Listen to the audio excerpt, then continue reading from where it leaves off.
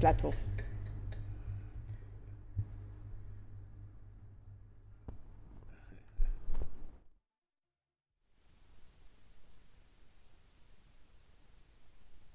Président ak premier ministre baaxoo ñu di absenté woo en même temps ci territoire national. Président ak premier ministre baaxoo ñu di absenté woo en même temps ci territoire national. jërëjëf merci beaucoup As président lii ay kàddu yu premier ministre la est-ce que tey jii bu ñu nemmee ko gis la situation moom mu génn le président de la République également génn est-ce que duñu wax dëgg ñi nga xamante ne ñooy wax de dëgg y a problème entre les deux. y a problème c'est les gens de Pastef qui l'écrivent problème moom kenn mënatul wax amatul quand je vois Fallou Keita dire que bi muy mujjee wax ak Ousmane Sonko a dit que am na confiance que ni affaire bi évoluer positivement ça veut dire quoi. ñeneen tontu nañ ko. ah am na keneen ku ko tontu itam ne ko amul benn évolution nañu bàyyi wax loolu. waaw non je veux dire xam nga lui il est réputé être un très proche de Ousmane Sonko d'ailleurs c'était son directeur de campagne ci. oui. ils étaient ensemble. donc moom bu demee ba bind loolu que bi mu mujjee wax ak Ousmane Sonko nee na ko bon am na yaakaar ne affaire bi daal. ndox bu sedd dinañ ko ci wis loolu la ko waxee ba pare woo gars yi ne buñ nañ def ndànk quoi pour régler suñuy problème mais loolu kay c'est clair Ayib Daffé ci boppam il l'a reconnu génn na fi ci week-end bi nee na moom musul dund crise bu mel nii donc loolu moom problème am na moom dépassé nañ ko sincèrement amul kenn ku fi mën a y compris les gens de Pastef ñi doon douter sax xam nañ ne léegi le problème existe loolu nag moo tax laaj bii di ñëw mais Ousmane Sonko bi muy dem est-ce que le président était au courant c'est la grosse question est-ce que le président était au courant du voyage du premier ministre parce que gis nañ ne premier ministre lu mu daan def quand même da koy communiquer il a une cellule de communication te loolu force am la sax ku xam Pastef xam ne communication digitale moo mus a nekk seen force pourquoi curieusement pour ce voyage-là mais personne n'en a parlé c'est voulu dafa nekk loo xam ne ñoom ñoo ko choisir moo tax ma ne la est-ce que le président il était au courant du déplacement du premier ministre mais kan moo ñu ko yëgal Madiambal Diagne qui n'est même pas dans ce pays-là d'ailleurs mais Madiambal tamit il est dangereux. waxoon naa la ko mais moom moo ñu ko yëgal avec des précisions yoo xam ne irréfutables gisoo kenn ku ko contesté parce que précision yi mu joxe mënuñu l'appareil joxe ñenn ñi mais li gën a grave précis mooy ñenn ñi dañoo dem ba ne lenn dong la wax muy dëgg mooy voyagé na waaye li si des yëpp di dëgg mais quand tu entends ça ça veut dire qu'il y a problème quand même. voilà léegi nag man nag Fatima xam nga lan la gis nga ce pays là il est au-dessus du président il est au-dessus du premier ministre c'est ça la vérité aussi ce pays là n'a pas commencé avec Diomaye et Sonko et ce pays là va survivre à ce régime là et au président Diomaye et au PM Ousmane Sonko moo tax kenn amul droit aussi nga dugal dëkk bi foo xam ne 18 millions de Sénégalais yëpp ñooy am problème mooy li ma doon wax mooy ñëwaat sànq il faut que les Sénégalais aussi se mobilisent gars yi tamit mais mënuñu yor position yi ñu yor président de la République premier ministre ba pare bëgg am yenn postures yi mais loolu mënul nekk parce que ñun ñoo ciy gaañu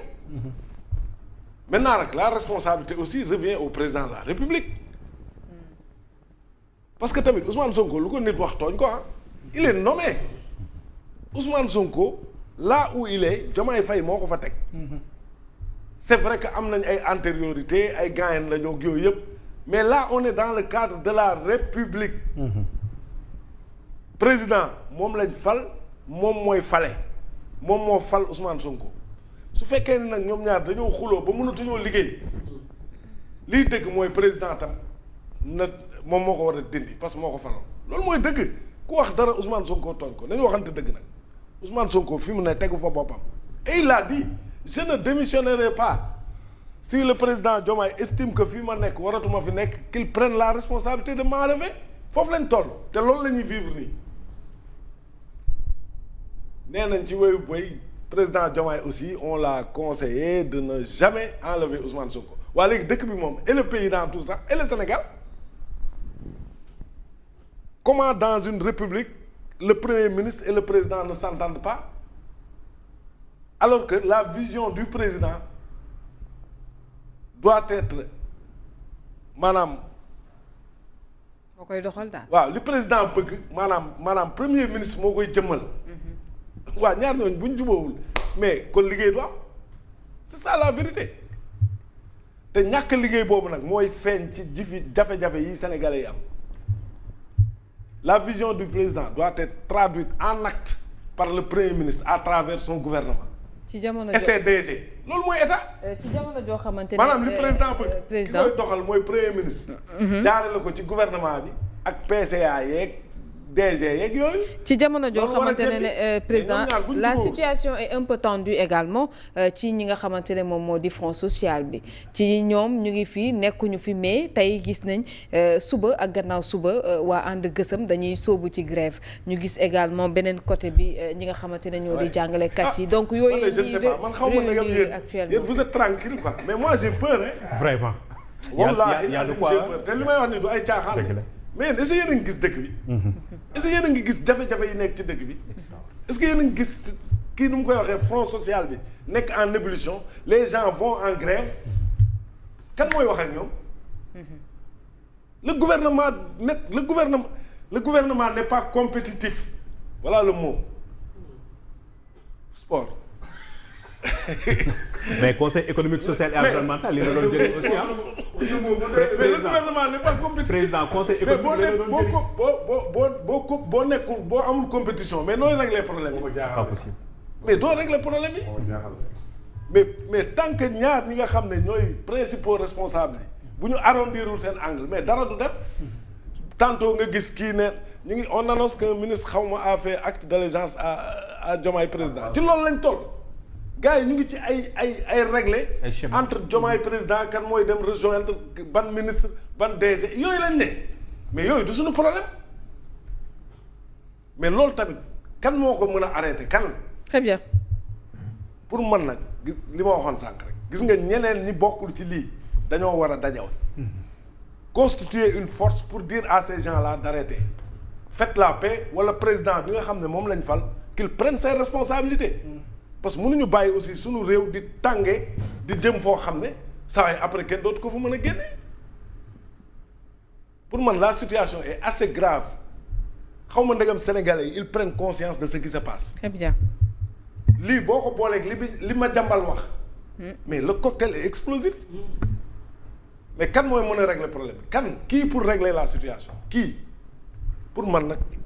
kenn mooy responsable bi c'est le président de la République. Très bien. Parce qu'il a toutes les prérogatives. pour régler te moom lañu fal te c'est lui qui va demain rendre compte. ci mandat bi ñu ko joxoon. te moom moo waat c'est le seul d'ailleurs. moom rek moo prêter serment. serment boobu nag préserver la paix préserver l'unité des Sénégalais mais également préserver voilà la vie. waaw léegi nag da nga ne ndax liy xew si dëkk bi ñun ñu ngi koy xool da nga ne ndax liy xew si dëkk bi ñun xam nañ fi dëkk bi toll président bien sûr que xam nañ dëkk bi fi mu toll bien sûr que ñi ngi bàyyi xel bu baax dëkk bi situation yi mu jëm bien sûr ñi ngi xool jafe-jafe ñu ngi koy gis waaye dañoo am benn président bu tudd président Bassirou Diomaye Diakhar Faye dañoo am un chef de gouvernement premier ministre bu tudd Ousmane Sonko dañoo am benn parti bu ñu fal au pouvoir muy Pastef au pouvoir loolu mooy cas bi loolu mooy situation réew mi da nga ko siy boolewaale si biir analyse bi xam ne Pastef moom moo fi am wala li nga xamante ne mooy yëkkati coalition Diomaye président ba mu ñëw au pouvoir ak Pastef ñoom ñoo fi am 54% lu musul am si élection Sénégal soo bëggee comprendre li xew mooy. parce que bu fekkee ne Pastef moo nekk au pouvoir yii di am nii bu mu lay bett parce que lii yëpp dañ koo waxoon parce que nag da ngay xool li nga xamante ne aussi mooy seeni jaar-jaar ndax est-ce que gis nga leen benn yoon ñu am expérience gouvernementale ndax gis nga benn yoon ñu mës a am ay nombal baat li nga xam ne ay responsabilité ci réew mi waaye léegi nag ñii doon a exercer au pouvoir ba demoon ba ay jamono Aliou Tine même waxoon ne nañ leen nangul yenn yi parce que dañoo nekk ñoo xamante ne comme sous forme de stage si li nit ñi def waaye bu ñu demee ba toll foofu aussi nañ leen a nangul waaye li beneen aussi mooy kii di premier ministre moo tudd Ousmane Sonko soo bëggee xam ko Ousmane Sonko mooy koo xamante ne bu la dara bett si moom ndax moom mooy Ousmane Sonko moom mooy ki nga xamante ne moom moo xëy nekk premier ministre du Sénégal moomu xëy na la jël na congé am na fa wala amu fi. bi muy jël congé kenn yëgul daa xëy rek ñu ne jël na congé. bi muy ñibbi siwaat si liggéey bi dellu siwaat si liggéey bi kenn yëgul dañoo xëy ne dellu siwaat na si liggéey bi. kooku mooy Ousmane Sonko mooy ki nga xamante ne léegi moom day xëy def benn voyage privé kenn xamul fu mu jëm ba nii may waxee kenn du xam fu mu jëm nit ñaa ngi wax rek waaye xamuñu fan.